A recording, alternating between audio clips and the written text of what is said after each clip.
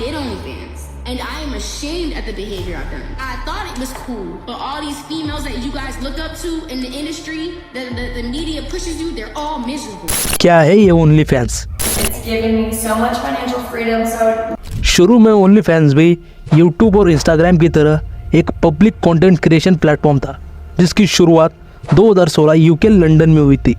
और आज के टाइम पर इसकी जो पॉपुलैरिटी है वो एक अलग ही मुकाम पर पहुंच चुकी है।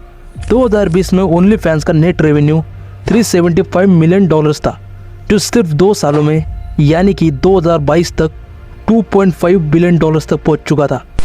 ओनली फैंस के क्रिएटर्स एवरी डे $1000 से लेकर $10,000 तक अर्न करते हैं। सुनकर आपको शौक लगा होगा, पर यह बिल्कुल सच है और इस बात के प्रूफ आपको आगे वीडियो में मिलते रहेंगे। पर इतना सारा पैसा कमाने के बाद भी हर साल कई सारे ओनली फैंस क्रिएटर्स सुसाइड कर अपनी जान ले लेते हैं। पर ऐसा क्यों? इस सवाल का जवाब जानने के लिए इस वीडियो को एंड तक जरूर देखना। आज की इस वीडियो में मैं एक्सपोज करूंगा ओनली फैंस की डार्क साइड को। OnlyFans. OnlyFans. My OnlyFans account.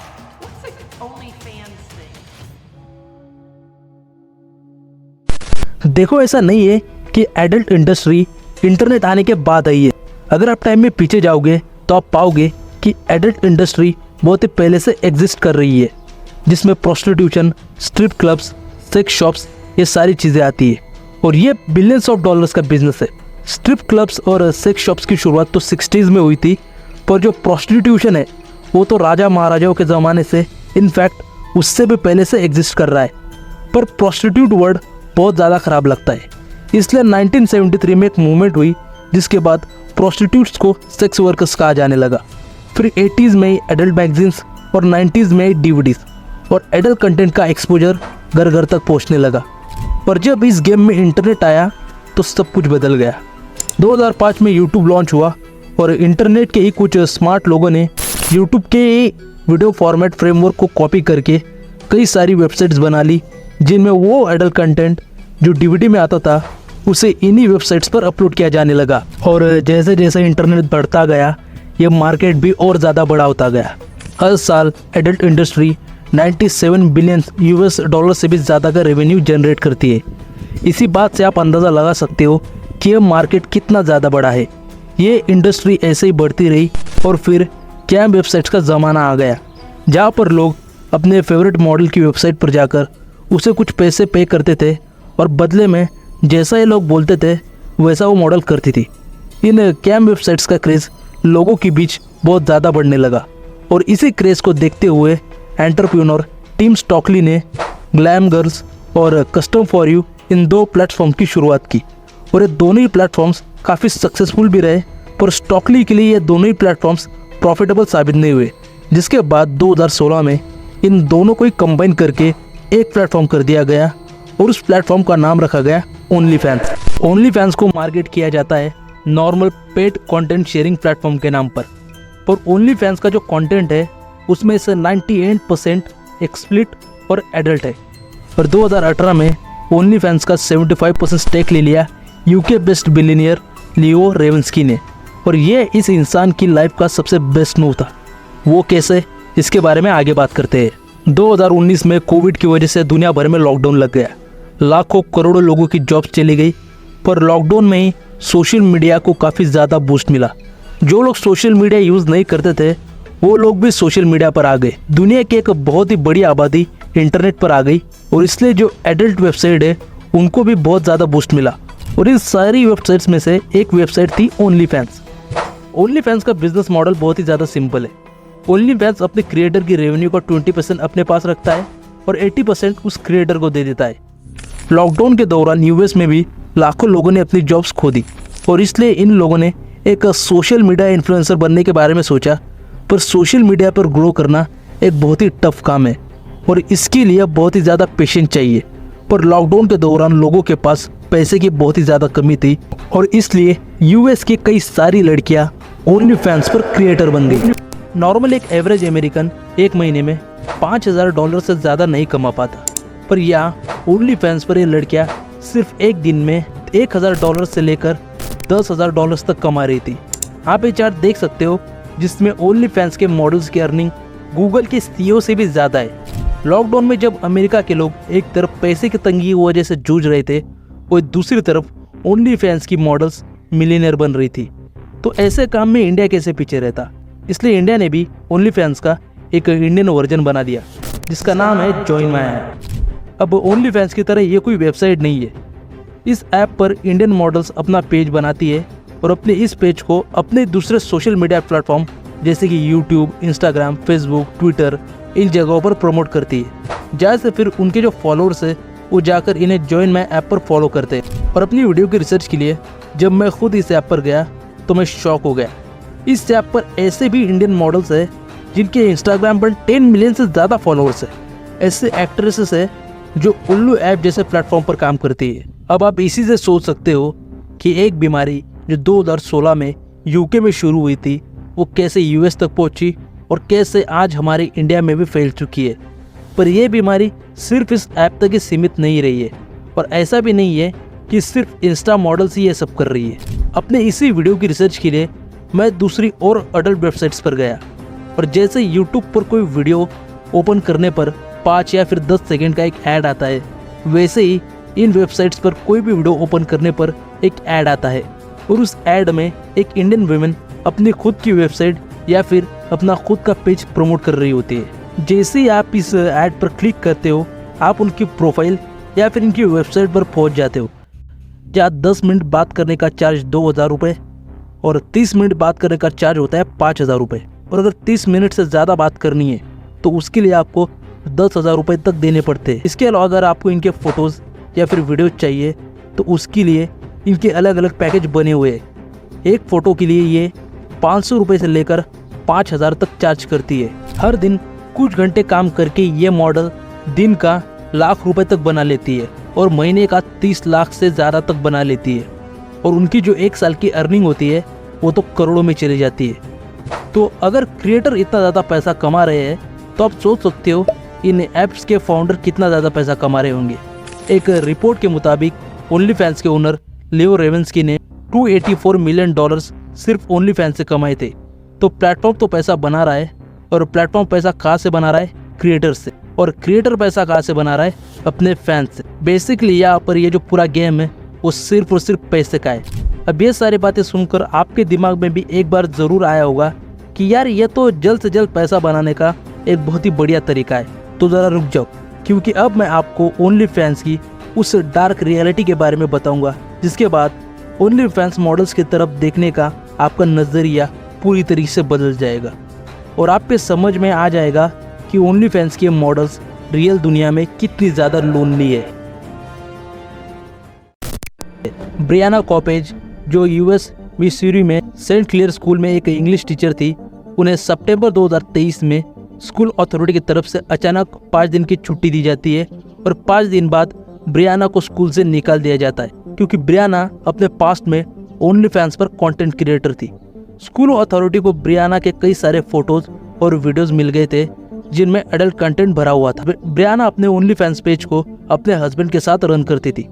जब यह मामला सामने आया तो पूरी सिटी ने ब्रियाना को बहुत ही बुरी तरीके से क्रिटिसाइज किया। क्रिटिसिज्म इतना ज़्यादा हर्ष हो चुका था कि ब्रियाना को यूएस छोड़कर ही जाना पड़ा। अपने एक इंटरव्यू में ब्रियाना ने खुद बताया है कि पैसे की कमी की वजह से उसने वो ओनली फैंस पेज शुरू किया था, पर उस पर उसने ज़्यादा टाइम तक काम नहीं किया। पर जब लोगों को इसके बारे में पता चला तो लोग उसे एक इंसान की तरह नहीं बल्कि एक ऑब्जेक्ट की तरह देखने लगे। उसे अपने घर से बाहर निकलने में भी डर लगने लगा था। अपने इंटरव्यू में उसने खुद कहा है कि पैसा तो उसने शॉर्ट टाइम में काफ़ी अच्छा खासा बना लिया था, पर ओनली फैंस उसकी लाइफ की सबसे बड़ी गलती है जिसकी सज़ा वो आज तक भुगत रही है। और ये एक लौता केस नहीं है दोस्तों। नॉर्थ कैलिफोर्निया में 3 बच्चों को उनके स्कूल में बुली किया जाता था क्योंकि उनकी माँ का ओनली फैंस अकाउंट्स था। इनका नाम क्रिस्टल जैक्सन है और ओनली फैंस पर इनका नाम पाइन डेक्स्टर है। न्यूयॉर्क पोस्ट के मुताबिक कुछ पेरेंट्स ने एक ग्रुप बनाकर कैंपेन चलाया था ताकि क्रिस्टल के बच्चों को स्कूल से निकाल दिया जाए, और कुछ औरतों ने तो इनके ओनली फैंस अकाउंट पर जाकर उनके जो पिक्चर्स है वो प्रिंट करवा लिए थे और इनके बच्चों के स्कूल के प्रिंसिपल को भेज दिए थे। इन दोनों ही केसेस से यह बात साफ पता चलती है कि ओनली फैंस पर जो मॉडल्स काम करती है उन्हें रियल लाइफ में कितनी ज़्यादा ह्यूमिलेशन फेस करनी पड़ती है, और कुछ मॉडल्स इसी ह्यूमिलेशन से तंग आकर अपनी लाइफ तक एंड कर लेती है। इसलिए मैंने कहा था ओनली फैंस की ये मॉडल्स रियल लाइफ में बहुत ज़्यादा लोनली होती है। इस बारे में बात करना भी ज़रूरी है कि कैसे हमारे देश का युवा ओनली फैंस के चक्कर में फंसकर अपनी ज़िंदगी बर्बाद कर रहा है। और लास्ट में हम उस सॉल्यूशन के बारे में भी बात करेंगे जिससे आप इस एडिक्शन से बच सकते हो। यूथ को एडल्ट कंटेंट की तरफ धकेलने में दो चीज़ों का बहुत ही बड़ा रोल है। एक है बॉलीवुड और दूसरा है सोशल मीडिया। सोशल मीडिया ने हाइपर सेक्सुअलाइजेशन को बहुत ही ज़्यादा प्रमोट किया है। पर आखिर ये हाइपर सेक्सुअलाइजेशन है क्या? अक्सर बॉलीवुड मूवीज़ में या फिर आइटम सॉन्ग्स में लड़कियों को शॉर्ट और टाइट कपड़े पहनाकर डांस करवाया जाता है और उन्हें ऑब्जेक्ट की तरह इन आइटम सॉन्ग्स में प्रेजेंट किया जाता है। इवन इन आइटम सॉन्ग्स में जो डांस मूव्स होते हैं वो भी ऐसे होते हैं जिनमें जो फोकस है वो उनकी बॉडी के किसी एक पर्टिकुलर पार्ट पर ही होता है। एग्जाम्पल के लिए नोरा फतेही का एक आइटम नंबर बहुत ही ज़्यादा फेमस है, गर्मी। उसमें आप नोरा फतेही के मूव्स देख सकते हो। और रिसेंटली एक और गाना बहुत ही ज़्यादा फेमस हुआ है जिसका नाम शायद इम्मी इम्मी है, जिसमें जैकलिन फर्नांडिस ने परफॉर्म किया है। उस गाने का हुक स्टेप भी कुछ ऐसा ही है। पर ये तो फिर भी हम आइटम सॉन्ग्स की बात कर रहे हैं। कई बार बॉलीवुड मूवीज़ में अननेसेसरी इंटीमेट सीन्स और सेक्स सीन्स तक डाले जाते हैं जिन्हें अगर आप उन मूवीज़ की स्टोरी से निकाल दो तो उस मूवी की स्टोरी पर कोई भी फर्क नहीं पड़ता। बट जस्ट बिकॉज ऑडियंस का अटेंशन ग्रैब करने के लिए ये सीन ज़बरदस्ती मूवीज़ में डाले जाते हैं। और बॉलीवुड में यह सब बहुत पहले से होता आ रहा है। अगर आप 90s के भी कुछ पॉपुलर सॉन्ग्स देख लो, जैसे माधुरी दीक्षित का दग दग करने लगा, एक और सॉन्ग है चोली के पीछे क्या है, रवीना टंडन का एक और बड़ा फेमस गाना है टिप टिप बरसा पानी। इन गानों में भी इन लेडीज़ को किसी ऑब्जेक्ट की तरह ही प्रेजेंट किया गया है। 90s में कुछ मूवीज़ सिर्फ इसलिए हिट हुई क्योंकि उन मूवीज़ में एक्ट्रेसेस के बोल्ड सीन्स थे। देखने में और सुनने में ये सारी चीज़ें बहुत ही नॉर्मल लगेगी, पर यही मूवीज़ और यही सॉन्ग्स है जो इन्हें देखने वाले ऑडियंस के दिमाग को हाइपर सेक्सुअलाइज करते हैं। पर 90s में तो चलो ये चीज़ फिर भी कंट्रोल में थी। उस वक्त लोग मूवी देखकर घर आते थे और अपने अपने कामों में लग जाते थे। उस वक्त ना स्मार्टफोन थे और ना ही लोगों के पास इंटरनेट का एक्सेस था। और जाहिर सी बात है, इंटरनेट नहीं था तो सोशल मीडिया नहीं था। पर आज के टाइम पर यह चीज़ बिल्कुल ही बदल चुकी है। आज वेब सीरीज़ और मूवीज़ के फॉर्म में जो कंटेंट OTT पर अवेलेबल है उनमें न्यूड सीन्स की भरमार है। और जैसा मैंने कहा, ये सारी चीज़ें एक इंसान के दिमाग को हाइपर सेक्सुअलाइज करती है और इसी चीज़ को और ज़्यादा बूस्ट करता है सोशल मीडिया। इंस्टाग्राम के GRWM यानी कि get ready with me trend के बारे में आप जानते होंगे। इस ट्रेंड की आड़ में लड़कियां ओपनली कैमरा के सामने अपने कपड़े चेंज कर रही होती है और इनमें से कई सारे मॉडल्स वो भी है जिनका पेज या तो ओनली फैंस पर बना हुआ है या फिर जॉइन माई ऐप पर। और जाहिर सी बात है, दिमाग पहले से हाइपर सेक्सुअलाइज है तो लड़के इनके बायो में जाकर जो लिंक होता है उस पर क्लिक करते हैं और ओनली फैंस के ट्रैप में फंस जाते हैं। एक रिपोर्ट के मुताबिक ओनली फैंस पर जितना भी ट्रैफिक है उनमें से 80% ट्रैफिक मेल है और इनमें से जो 48% लोग हैं उनकी उम्र 14 साल से लेकर 26 साल के बीच में। लॉकडाउन में ही अमेरिका में एक न्यूज़ सामने आई थी जिसमें एक 17 साल के टीनेजर ने अपने माँ बाप के लाखों रुपए ओनली फैंस के एक मॉडल के ऊपर उड़ा दिए थे। आप इसी से अंदाज़ा लगा सकते हो कि ये एडिक्शन किस लेवल पर ख़तरनाक है।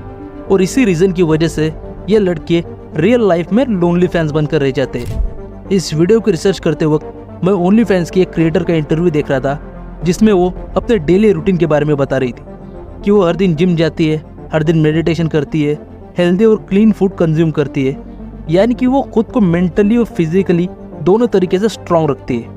लेकिन वहीं पर इसके जो फॉलोअर्स ओनली फैंस पर है, अगर हम उनकी बात करें तो उनमें से कितने लड़के होंगे जो डेली जिम जाते होंगे या फिर डेली मेडिटेशन करते होंगे या फिर अच्छा और हेल्दी खाना खाते होंगे।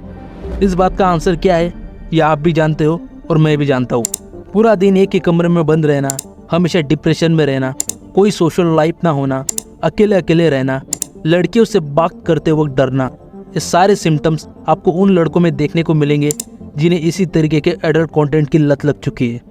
और ये चीज़ इनकी मैरिड लाइफ को भी बहुत ज़्यादा इफेक्ट करती है क्योंकि इनके दिमाग में एक आइडियल वुमेन वैसी ही होती है जैसी ये लोग इंस्टाग्राम या फिर ओनली फैंस पर देखते हैं। लेकिन मैं आपको बता दूं कि सोशल मीडिया या ओनली फैंस पर जो ब्यूटी आप देखते हो वो पूरी ब्यूटी नकली होती है। एक रिपोर्ट के मुताबिक ओनली फैंस की जितनी भी टॉप मॉडल्स है उनमें से हर एक मॉडल ने 10 से ज़्यादा बार प्लास्टिक सर्जरी करवाई है, जिनमें Botox, lip filler, but surgery और ब्रेस्ट सर्जरी कॉमन है। इसलिए एक बात आपको समझनी होगी कि इंस्टाग्राम या एडल्ट फिल्मों में जो मॉडल होती है उनमें और रियल लाइफ में जो लड़कियां होती है उनमें बहुत ज़्यादा डिफरेंस होता है। रियल लाइफ में जो लड़कियां होती है उन्हें ना ही किसी तरीके की कोई सर्जरी करवाई हुई होती है, ना ही वो डेली जिम जा पाती है और ना ही वो ओवर द टॉप मेकअप करती है। पर क्योंकि इनके दिमाग में एक आइडल वुमेन की तस्वीर पहले ही बैठ चुकी है, इसलिए इन लोगों को ऐसी लड़कियां कभी भी अट्रैक्टिव नहीं लगती और अपने मन में इमेजिन करते हैं कि जब इनकी शादी होगी तो उन्हें भी कोई इंस्टाग्राम मॉडल जैसी लड़की मिलेगी। लेकिन रियलिटी में ऐसा होता नहीं है और इसी रीज़न की वजह से ये लड़के अपनी मैरिड लाइफ में भी हमेशा अनहैप्पी रहते हैं। और ये सारी चीज़ें सिर्फ ऐसा नहीं है कि लड़कों के साथ है, ये सारी चीज़ें सेम टू सेम लड़कियों के साथ भी है। इसी रीज़न की वजह से आज की डेट में डिवोर्स रेट बढ़ता जा रहा है, क्योंकि लड़कियों के दिमाग में बैठ चुकी है कोरियन और लड़कों के दिमाग में बैठ चुकी है रशियन। पर ऐसा नहीं है कि इस लत की कोई दवा नहीं है। यह प्रॉब्लम बहुत ही छोटी छोटी चीज़ों को अपने डेली लाइफ में इम्प्लीमेंट करने से ठीक हो सकती है। सबसे पहले तो अकेले अकेले रहना छोड़ दो। मोबाइल या फिर लैपटॉप पर टाइम बिताने से अच्छा कॉलेज या फिर आपके ऑफिस के बाद जो टाइम बच जाता है उसे अपने फैमिली या फिर फ्रेंड्स के साथ स्पेंड करो, या फिर उस टाइम को कोई नई स्किल सीखने पर लगाओ। इससे फालतू के थॉट्स आपके दिमाग में नहीं आएंगे। अगर आप ओनली फैंस पर किसी मॉडल से चैट कर रहे हो तो उस जगह रियल लाइफ में किसी लड़की या फिर लड़के को अप्रोच करो। डिफरेंस आपको साफ पता चलेगा। और सोशल मीडिया को रिस्टार्ट करो। इंस्टाग्राम, फेसबुक, यूट्यूब पर ऐसा कंटेंट कंज्यूम करो जिससे आपकी डेली लाइफ में कोई वैल्यू ऐड हो। तो ओनली फैंस की डार्क रियलिटी आपको समझ में आ चुकी होगी। अगर आपके आसपास आप किसी को जानते हो जो ओनली फैंस के ट्रैप में फंसा हुआ है तो उसके साथ ये वीडियो ज़रूर शेयर करना। और अगर ये वीडियो आपको अच्छा लगा तो इस वीडियो को लाइक ज़रूर करना और एक स्ट्रॉन्ग माइंडसेट वाले लोगों की कम्युनिटी का हिस्सा बनने के लिए इस चैनल को भी सब्सक्राइब ज़रूर कर लेना। मैं मिलता हूँ आपसे एक और शानदार वीडियो के साथ। तब तक के लिए जय हिंद।